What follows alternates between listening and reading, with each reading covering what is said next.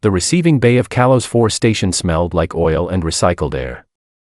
It was not the welcome Princess Sail Vent had prepared herself for. Her people, the Velthera, built their welcome halls with tall ceilings and soft light. They burned ceremonial resin at the entrances so that guests would feel the warmth of arrival before they saw anyone's face. They stood in neat lines. They bowed at the correct angle. Everything had a place and everything stayed in it. The humans had a man lying on his back under a broken cargo loader. Sail stopped walking. Her 2 guards stopped behind her. Her advisor, a thin old Velthera named Varric, made a sound in his throat like a door that needed oil. The cargo loader was large and yellow and it sat at the far end of the bay with its underbelly exposed. 2 boots stuck out from beneath it. The boots were scuffed and one of the laces was tied differently from the other. A human male stood 3 feet from the boots with a data pad pressed to his chest. He had a kind face and the look of a man who had been awake for a very long time hoping things would go differently. He was Owen Park, the human diplomatic liaison. Sail had read his file. It described him as patient, resourceful, and deeply committed to interspecies relations. Right now he looked like a man standing next to a fire he had not started but was somehow still responsible for. Princess Vent, he said, and his smile was enormous and completely hollow. Welcome to Kalos 4. We are so glad you're here. A metal clink came from under the loader. Then a voice. Flat and unhurried. Your NAV team's reading our beacon with a 17-degree offset, the voice said. Get it fixed before you leave. You'll come in sideways again. No one said anything. The boots shifted. The men beneath the loader slid out on a flat board and stood up in one easy motion, like standing up was something he did without thinking. He had grease on one hand and a wrench in the other and he looked at Sail the way a person looks at weather, something real, something noted, something he'd already made a plan around. This was Ryder Kane. Sail had read his file too. She had read it 4 times.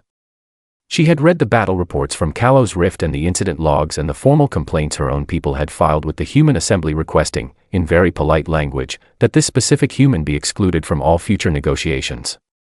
The Human Assembly had declined, in equally polite language, and everyone involved had understood that the politeness was a very thin coat of paint over something that did not move.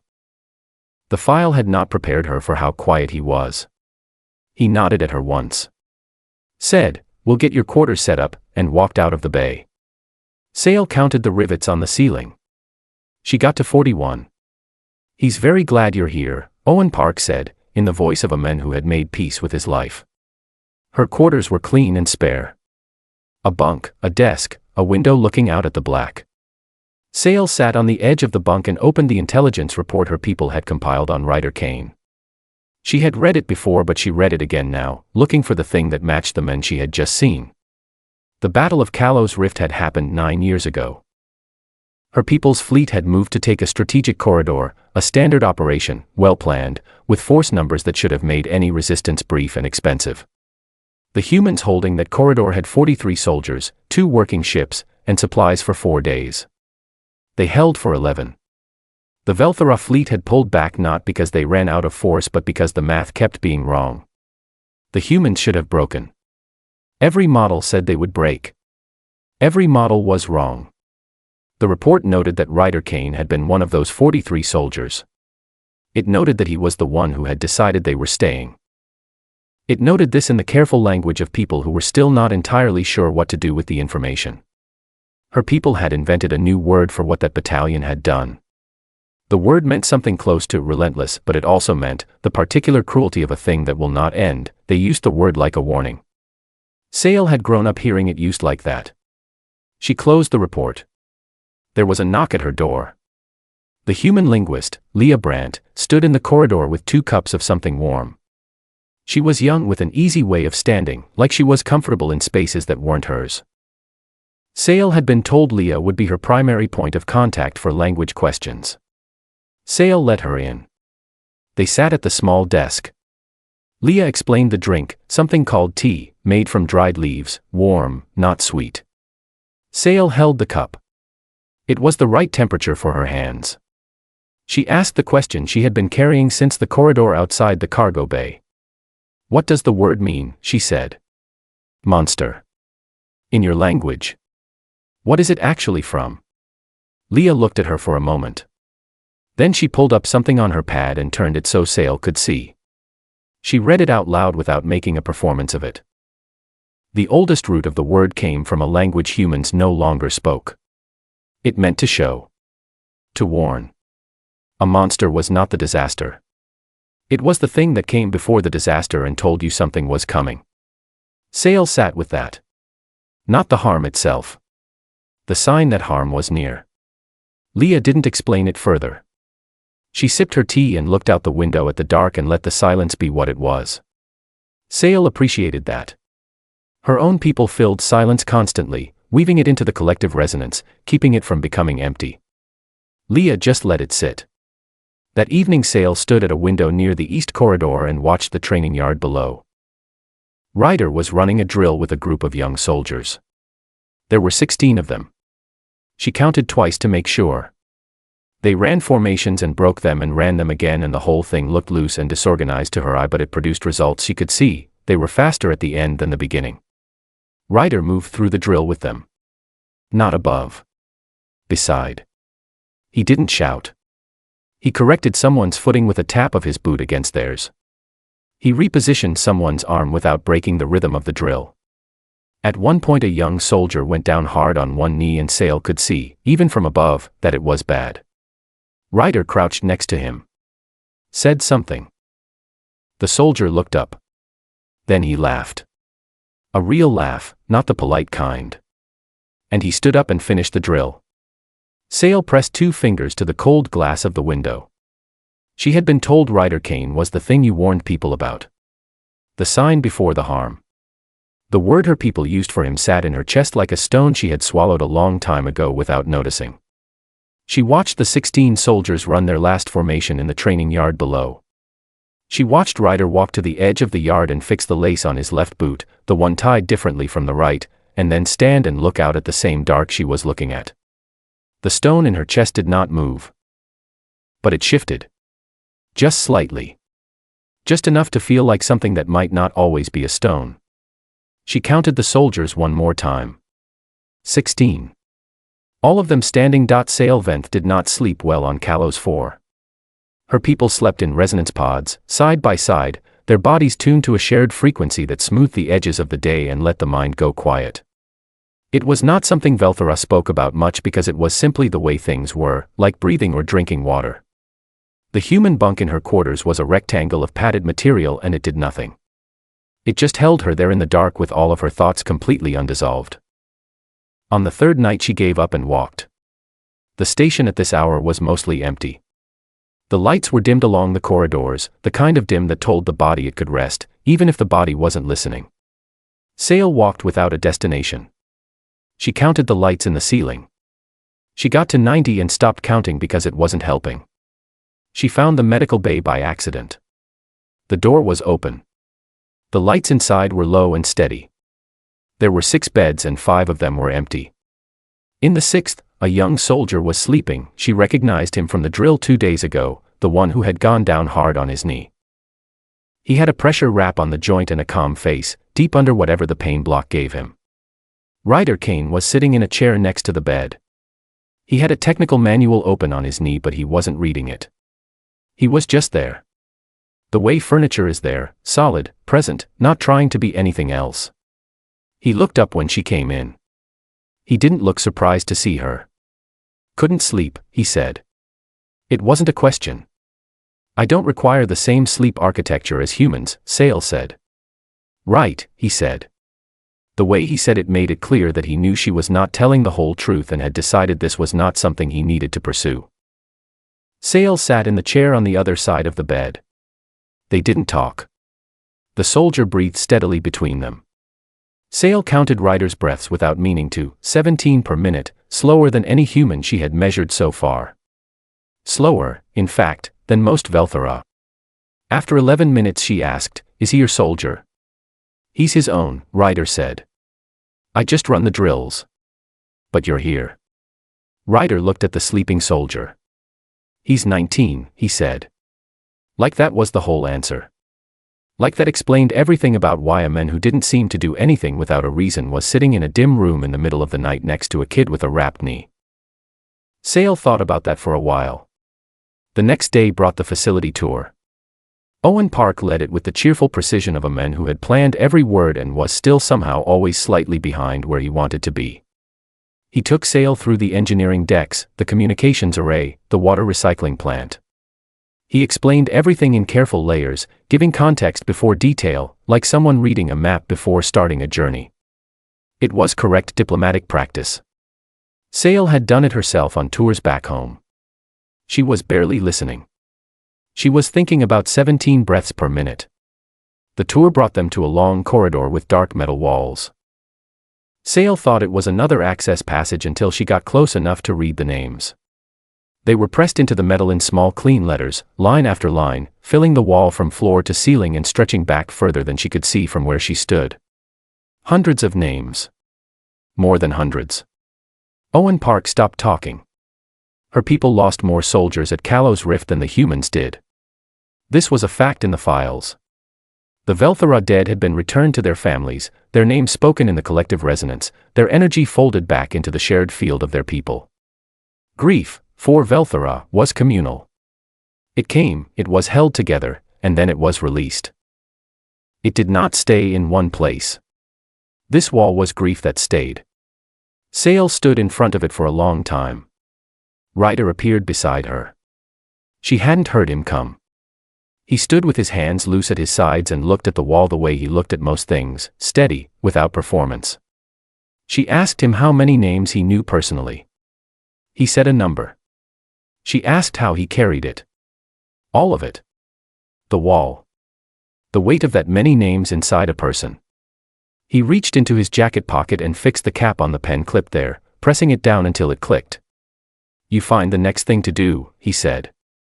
Is that truly enough, she said. It's enough, he said. That evening there was a diplomatic dinner. It was the kind of event Sale was trained for, structured conversation, formal seating, careful language that said what was needed without saying more than was safe. Her advisor Varric sat on her left. Owen Park sat at the far end of the table with the expression of a man counting down to something. A Velthara counselor named Praz, who had come along as part of Sale's delegation, had been making observations about human military practice all week. At dinner he made another one. He said that human tactical doctrine was, in his view, functional but without elegance. A blunt approach, he said. Like using a hammer where a scalpel was needed. The table tightened. Sale felt it. Ryder was across from her, 2 seats down. He had been quiet through the whole meal in the way that was simply natural to him, not uncomfortable, not sulking, just occupying his chair the way he occupied all spaces, without extra. He said, without looking up from his plate, a hammer's built to drive nails. Complaining it's not a scalpel is a problem with your expectations, not the hammer. Then he took a bite of his food. Counselor Praz set down his utensil. His resonance was cold and tight in a way Sale could feel from where she Saturday. Owen Park's smile went so wide it nearly stopped being a smile. Sale said nothing. She looked at her food. She counted the pieces of something green on her plate. 7. On the walk back to her quarters she counted tiles. 207. In her bunk she stared at the ceiling and thought about what Ryder had said. Not the words. The way he had said them. No heat in it. No challenge. Just the plain fact of the thing, offered the same way he offered everything, take it or leave it, here it is, this is what's true. Her people spent a great deal of time in the practice of elegant communication. Choosing the word that carried the right weight, the right temperature, the right signal. It was something Velthara were taught from a very young age. How to say a hard thing softly. How to say a true thing without making enemies of the people hearing it. Ryder did not seem to practice this. He just said what was true and then had another bite of his food. And yet, she thought about the soldier. 19 years old. A chair beside his bed in the dark. A man who was technically not required to be there, sitting there anyway, for no reason except that the kid was 19 and the night was long. Sale opened her observation log. She wrote 6 lines. She looked at them. She deleted them. She wrote 4 more lines in more careful language. She deleted those too. She left the log blank. She lay in the dark bunk and counted the sounds of the station settling, the hum of the air recyclers, the distant percussion of something in the engineering deck, the small and constant music of a place that never fully went to sleep. She did not count Ryder's name anywhere. She did not write it down. She just held it there in the quiet, like something she hadn't decided what to do with yet. The call came at 0340 station time. A Velthara cargo vessel had been caught in an asteroid belt collapse 3 light minutes from Kalos 4. 5 crew members. Structural breach in the forward hold. Oxygen systems running on backup power. The window before conditions became unsurvivable was listed in the incident report as 3 hours, 14 minutes, and then a smaller number that was being revised downward as the debris field continued to shift. Sail was awake when the alert reached her quarters. She dressed and went to the command deck. The room was already moving. Human crew at every station, voices layered over each other in the rapid, overlapping way that had taken her a week to understand, was not arguing. It was how they thought out loud together. 4 people talking at once, each one pulling a different thread, and somehow the result was coherent. Faster than coherent. She had observed this several times now and still could not map it onto anything in Velthara practice. Ryder was at the tactical table. He had a debris field map on the screen and a stylus in his hand, and he was drawing something on it. Owen Park stood beside him looking at the map with the expression of a man who understood some of it. A Velthara officer on Sail's delegation, Commander Tail, was also in the room. He had pulled up the same map on a secondary display and he was running a calculation. The optimal insertion corridor, Sail knew, the path through the debris field with the highest probability of safe transit based on modeled rotation patterns. Tail presented it. Clear, efficient, well-reasoned. The corridor was on the outer edge of the field where the debris rotated most predictably.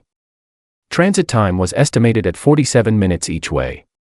Ryder looked at it. He said, "That gets us there in 47. We'd have maybe 40 minutes on site before we have to start back." Tail said that was correct, and that 40 minutes was workable. Ryder said, "If we go through the inner corridor we get there in 43. Tail said the inner corridor was not optimal. The debris rotation in that zone was irregular. The probability of incident was significantly higher. Ryder said, 4 minutes faster on approach means 8 minutes more on site. That's the difference between getting them all out and getting most of them out. Tail said the risk was not worth the margin. Ryder said, "It is if you're the one doing the breathing." He went through the inner corridor. Sail watched from the command deck. The rescue team's ship was a blunt, fast human vessel with reinforced forward plating and engines that sounded, on the audio feed, like something that had been pushed further than it was designed to go and had simply kept going anyway. She watched the ship's path on the tactical screen. The debris showed up as a moving field of small markers, and the ship moved through them in a line that looked wrong to her eye, too close to the dense zones, too deep in the irregular rotation. But it was also fast. The inner corridor took 41 minutes. Commander Tail was on the comm to Ryder's team before they had even reached the vessel, his voice carrying the particular cold precision of someone making it known that a protocol had been deviated from. Ryder clicked off the tactical channel. On the open channel he told Owen to log the communication and they would discuss it after. After. When there was an after to get to. The extraction took 22 minutes. Sail watched the numbers on the status board. 5 crew. 5 signatures on the life monitor. The team moved through the cargo vessel's compromised hull in the audio feed. She could hear them, their voices doing the overlapping thing again, pulling threads, faster and faster as the oxygen numbers dropped on the damaged ship. 5 crew, one by one. When the last one was confirmed aboard the rescue vessel, Sail realized she had not been counting anything. She had not counted a single thing since the ship entered the inner corridor. Her hands were flat on the edge of the tactical table and she was just watching. The rescue ship left the debris field and the numbers on the status board stopped moving downward. 11 seconds. That was the margin between the last crew member secured and the oxygen system on the damaged vessel giving out entirely. Sail saw it on the timestamp display. 11 seconds between the last body through the hatch and a number reaching 0.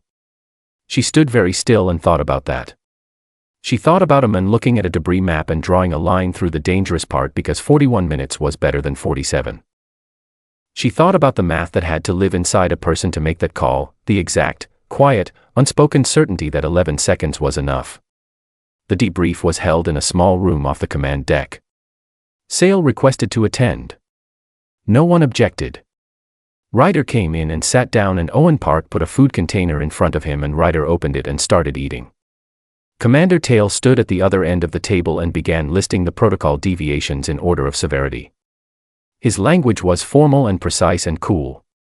Ryder listened without interrupting. He finished about half the food while Tail was talking. When Tail stopped, Ryder said, "Your crew made it."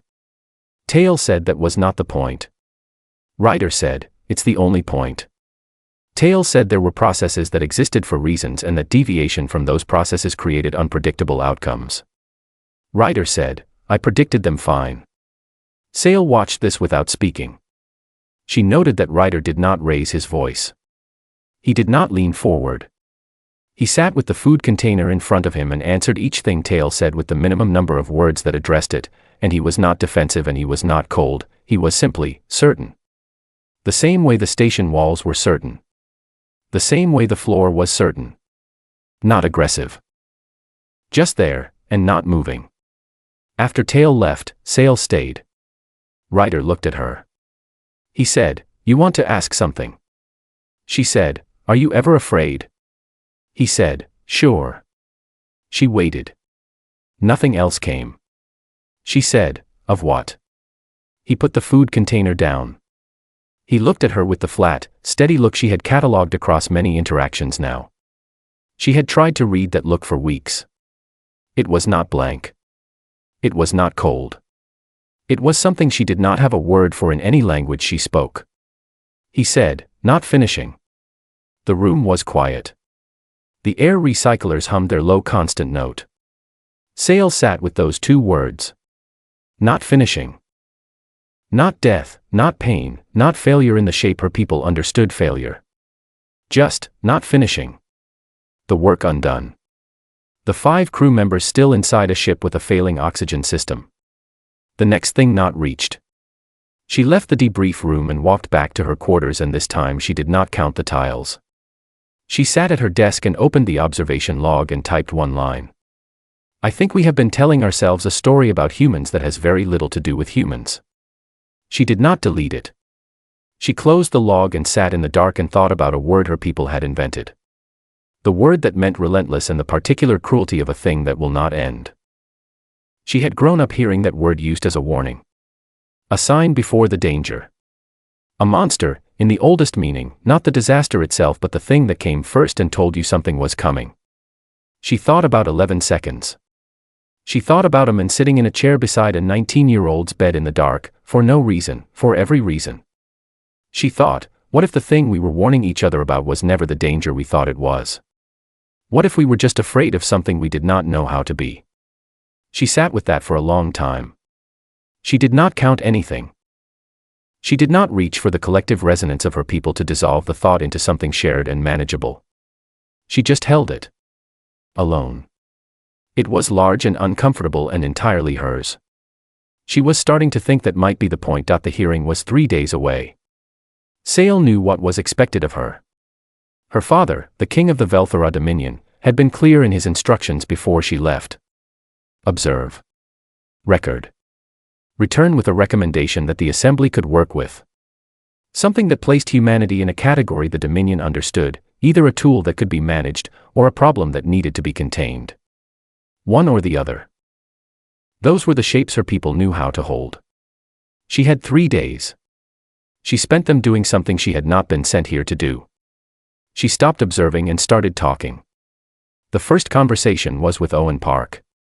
She found him in the small break room near the communications deck, refilling a cup of the dark drink humans consumed constantly, coffee, they called it, and the smell of it had become as familiar to her as the sound of the air recyclers. She sat across from him and asked him directly whether he believed humanity would survive itself. He looked at her over the rim of his cup. Then he laughed. Not the diplomatic laugh she had heard from him many times, the one he used when things were difficult and needed to be softened. This was a real laugh, a little tired, a little fond. He said probably yes. Because humans had survived everything else that had come at them, including themselves, more than once, and at some point the universe just got tired and gave up trying. He said this like it was a joke and also like he meant it completely, and she had noticed that humans often did that, held two true things in one sentence without needing to choose which one was more true. She asked if that exhausted him. All the surviving. He thought about it for a moment. He said, some days. But then something works out and you remember why you keep going. She thanked him. He looked mildly surprised, like gratitude was not something he had been expecting in that direction. The second conversation was with Leah Brandt. Sale went to Leah's workspace, a small room full of linguistic archives and translation matrices and 3 different pads open to 3 different documents at once. Leah moved through this disorder with the ease of someone who had made a system out of it that only made sense to her. Sale asked what human children were taught about monsters. What parents told them, what the stories said. Leah sat back in her chair. She considered the question with the same seriousness she gave to everything language-related, which Sale had come to appreciate. She didn't offer easy answers. She said that in the stories, the old ones, the ones children were still told, a monster was something that hurt you. Something that came from the dark and wanted to cause harm. Something without pity. The monster in those stories was always the enemy of the person the story was about. It was the obstacle. The threat. The thing standing between the characters and safety. Sale asked, and in those stories, does the monster know what it is? Leah was quiet for a moment. She said, no, that's the thing about monsters in stories. They always think they're the hero of something. Or they don't think about it at all. They just are what they are. The label comes from the outside. From the people looking at them. Sale sat with that. She thought about a word her people had built. The word for what Ryder's battalion had done at Kalos Rift. Relentless. The particular cruelty of a thing that will not end. She had heard that word her whole life and she had heard it as a warning, as a description of something dangerous, and she had never once heard anyone ask whether the thing being described understood itself that way. She thanked Leah. Leah looked at her with the steady, interested expression she always had and said, are you all right? Sale said, I'm recalibrating. Leah said, that sounds uncomfortable. Sale said, it is. She went to find Ryder. He was in the cargo bay. The same loader he had been working on the day she arrived. He had replaced the broken component at some point during the past 2 weeks and now he was checking the secondary coupling, methodical, unhurried, the way he did everything. Sale stood in the entrance of the bay for a moment before she walked in. She had prepared no particular opening. She had learned that prepared openings tended to shatter against the way Ryder actually responded to things. She walked in and asked, does it work now? He said, getting there. She sat on a crate near the loader. She asked if he knew what her recommendation would determine. What it meant for humanity's standing with the Velthora Dominion. He said, I know what it'll determine. She waited for him to say more. He didn't. She asked, aren't you going to say something about that? He checked the coupling. Said, would it change the report? She said, no. He said, then there's nothing to say. She looked at him for a long moment. The bay hummed around them. Somewhere in the station's deep structure something shifted and settled, a small sound like a breath. She said, do you know what my people call what you did at Kalos Rift? The actual word we made for it. He said, I've heard a few versions. She told him the word. She gave him the full translation, relentless, and the particular cruelty of a thing that will not end. She said it plainly, with no softening. She watched his face. He was quiet for a moment. He turned the coupling over in his hand. He said, that's not the worst thing I've been called. She asked, what is the worst? He put the coupling down. He thought about it the way he thought about everything, without rushing, without performing the thinking, just actually doing it. He said, nothing. Being called nothing is worse. The ones that see you as a problem at least see you. The ones that don't see you at all, that's the one that stays. The bay was quiet. The air recyclers ran their low note. Somewhere far down the corridor someone was moving equipment and the sound of it reached them faint and distant. Sail sat on the crate and understood something she had not understood before. Her people had given humanity a word. A category. Relentless, cruelty, the thing that will not end. They had built that word because what they saw at Kalos Rift did not fit anything they already had language for, and when Velthara encountered something they had no language for, they named it from the outside, and the name they reached for was always some version of the same thing: dangerous. Other. A warning. They did not ask what the thing called itself. They did not ask what it was doing the surviving for. They saw 43 soldiers hold a corridor for 11 days and they built a word that meant monster, and they never once considered that those 43 soldiers were holding it for 19-year-olds who needed someone in the chair next to their bed when the night was long. She stood up from the crate. She said, "I have to write the report." Ryder nodded. Said, "Good enough." He went back to the coupling. She walked to the door of the bay. She stopped. She didn't turn around. She said, "The word we made. I don't think we named the right thing." She walked out before he could answer. She did not know if he would have answered. She thought he probably would not have.